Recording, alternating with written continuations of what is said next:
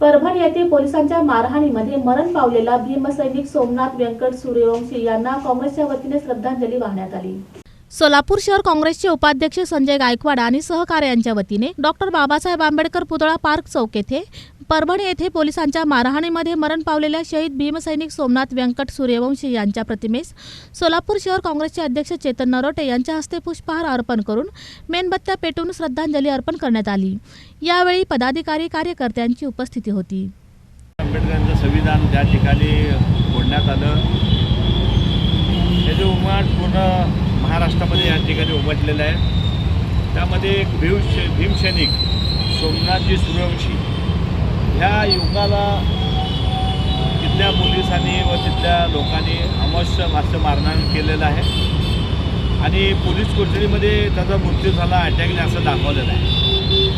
तर आमची पूर्ण सोलापूर शहराच्या वतीनं सरकारला मागणी आहे, जो भीमसैनिक वारला आहे तो अत्यंत शिकलेला आहे,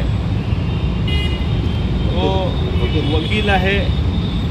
त्यांनी त्या ठिकाणी ज्या पद्धतीनं त्यांचा पोलीस रिपोर्ट आहे त्यामध्ये एकीकडे सांगितलं अटॅक आलं आणि दुसरीकडे त्यांच्या अंगावर अनेक या ठिकाणी विजा होता। त्यामुळे एक भीमसैनिकाला न्याय मिळावा म्हणून आज या ठिकाणी आम्ही सगळे त्यांना या ठिकाणी हार अर्पण करतोय।